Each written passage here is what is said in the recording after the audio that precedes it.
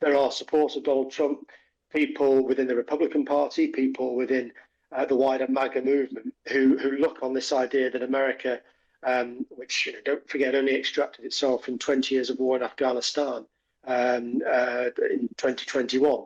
They look in horror at the idea that America could be back fighting, bombing, and blowing things up in the Middle East. It is time for our evening edition of the Trump Dump. Joining us from Washington is Alistair Dawber, the Times' Washington correspondent. Evening, Alistair.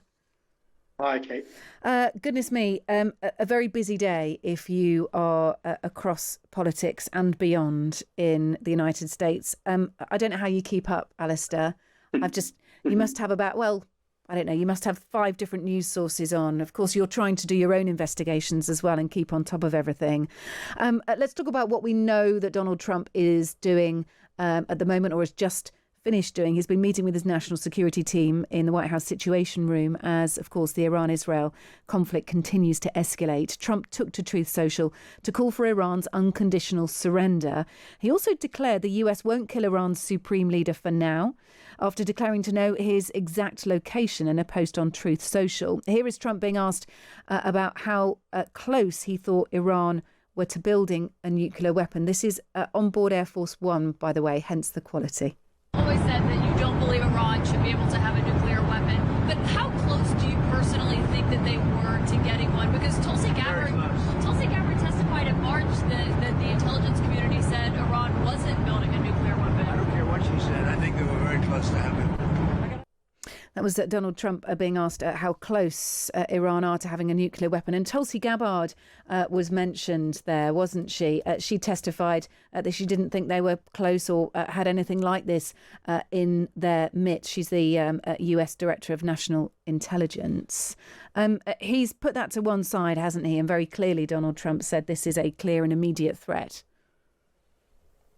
Yes, absolutely. And how close Donald Trump thinks Iran is to attaining a nuclear bomb and enough enriched uranium to make a bomb, I think will dictate the next move the Americans make. As you said, Donald Trump's been in the Situation Room of the White House all day. It's clearly a serious day because journalists and the press aren't being invited in. There's no public events in his diary today. And I think that as the last sort of 24 hours has rolled by, I think the probability of a US strike on Iran and therefore directly involving the US in what I think now 5-day-old war between Israel and Iran is taking quite a step forward. I think it's much more likely. The US has the capability to strike Iran and hit some of its nuclear facilities. It could also join the Israelis in bombing raids of military targets and others that we've seen over the last few days. But I think over the next 24, 48 hours, we're going to get quite a lot more clarity on exactly what the American thinking is and whether Donald Trump's prepared to launch what would effectively be the first proper military campaign of his second term. Yeah, there is a big debate about use of the word "we" that Donald Trump's been using on Truth Social. He said we have complete control of Iranian skies, speaking to our national security correspondent at Reuters, one of our contacts there at the Pentagon, actually. We spoke to him a little earlier. He said, look, there are no US military aircraft or carriers flying over Iran. There is no, yes, there are American-made weapons being used by Israel, but it does misrepresent things by Trump sort of saying, US planes, US airplanes, warplanes are over Iran. That is not the case at the moment. And I suppose the question would be, why is Donald Trump saying that then?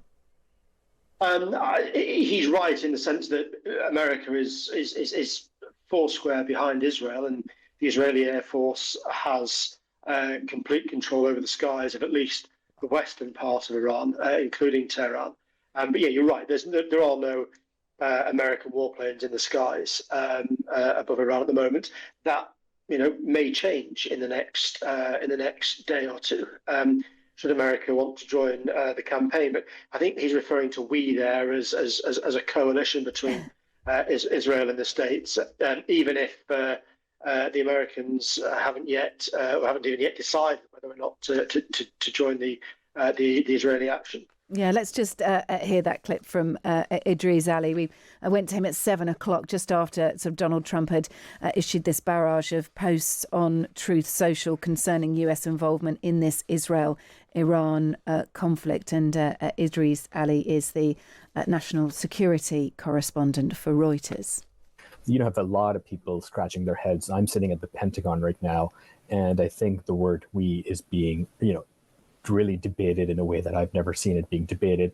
As far as we've been told, U.S. aircraft are not taking part in any operation so far. They're not over the skies of Iran. And so the officials here at the Pentagon are just confused by what he means by "we."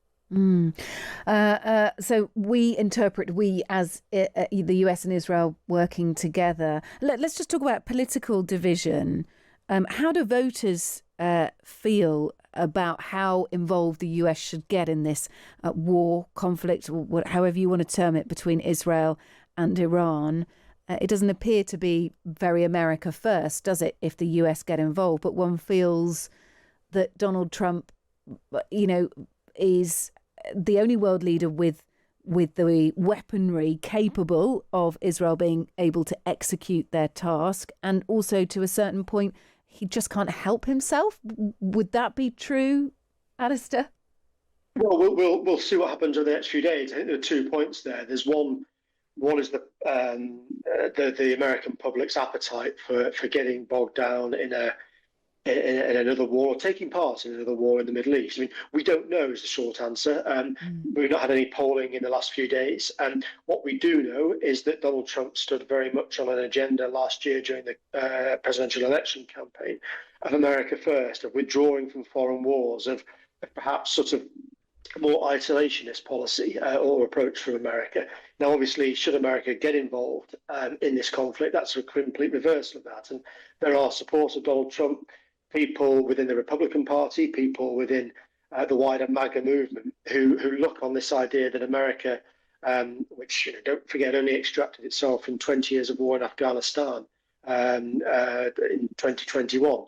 They look in horror at the idea that America could be back fighting, bombing, and blowing things up in the Middle East. You're right, though. The Americans are the only country in the world that really have the capability or have a chance of once and for all putting an end to Iran's nuclear program.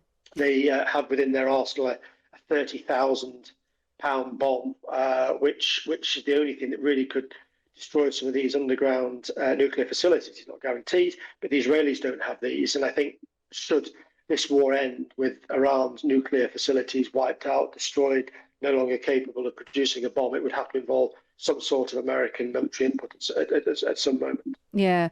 Look, as we speak, a bipartisan resolution seeking to stop Trump from attacking Iran has been introduced to Congress. Not our war is the line here. Republican House Representative Thomas Massie has teamed up with Democrats like Alexandria Ocasio-Cortez, representing an unlikely alliance. The Constitution does not permit the executive branch to unilaterally commit an act of war against a sovereign nation that hasn't attacked the United States. That's what Massie has said. Congress has the sole power to declare war against Iran. Will this get anywhere at all, Alistair, or will it entirely depend on exactly how Donald Trump, the US, execute their involvement in this conflict between Israel and Iran? Well, that's exactly the point. And Thomas Massie and some of the unlikely alliance, as you put it, of members of Congress who've put this resolution forward are right. Congress does have the power to declare war, but I don't think anyone's really talking about declaring war. What the administration said is that if American interests, air bases, warships in the region in the Middle East are attacked, then America will respond.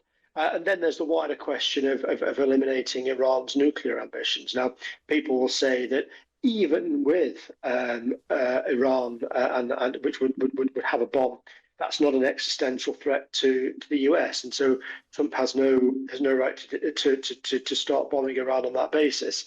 Often, I think that these things are looked at retrospectively. I think if Donald Trump, as you alluded to earlier, sees that he can end Iran's nuclear program once and for all and forever, the temptation to do that might be too great, and we'll worry about the likes of Thomas Massie later on, he might think.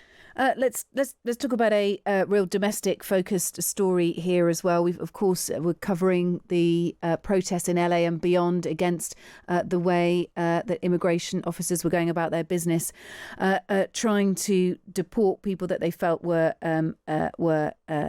illegal in the United States. Much consternation about their operation. Today, immigration officers were seen arresting New York City Comptroller and Democratic mayoral candidate Brad Lander at a federal building in Manhattan today. Let's just take a listen. I'm not obstructing. I'm standing right here in the hallway. I asked to see the judicial warrant. You're arresting the by asking for a judicial warrant. You don't have the authority to arrest U.S. citizens asking for a judicial warrant. There we go. Officers from the United States Immigration and Customs Enforcement Agency, ICE, were there. What were the reasons behind this very public arrest? It certainly wasn't well digested by many parties, was it? Well, I think there are two answers to that question, Kate. One, Brad Lander was at an ICE hearing, and he's spoken forcefully about the rights of immigrants in New York, his city, and has been critical of the ICE operations to deport those without the correct paperwork. You also, in your introduction to the segment, that Brad Lander was also running for mayor of New York, and he is, by all polls, not really expected to reach the final round of voting. He's on about 10% in most polls. I suspect, and if you may accuse me of being cynical, I suspect that Brad Lander is not at all disappointed at having been arrested this evening and raised his profile somewhat with the primary race, the Democratic primary race, taking its first vote next Tuesday. I think the timing might be quite beneficial to Mr. Lander and might give him a bit more publicity than he's enjoyed so far. Yeah, there were questions over the reasons behind the arrest, but we then were told it was due to assaulting law enforcement and impeding a federal officer. Elon Musk has revealed some drug test results. Just tell us about this. Well, he's posted on X, the as it was formerly known, Twitter, that he now owns, a drug test result showing that for a whole host of different drugs, he's tested negative. This follows a story in the New York Times that suggested that he used ketamine during the presidential campaign last year. You'll remember he was rarely far from Donald Trump's side during that campaign, put about $300 million of his own money into Trump's presidential campaign. The New York Times ran this story a little while ago, saying that Musk had been taking ketamine, and this, I think, is Elon Musk's response. At the same time as posting that drug test result, he also challenged reports in the New York Times and at the Wall Street Journal, which suggested that Tesla, his electric car company, was looking for a new CEO to replace him, to post their own drug tests. So it's him suggesting, I think, that some of these stories are a bit scurrilous and aren't true. But I'm sure that the New York Times and the Wall Street Journal had extremely good sources to back up their I mean, look, this urine sample for the drug test was submitted to an Austin medical lab on June the 13th.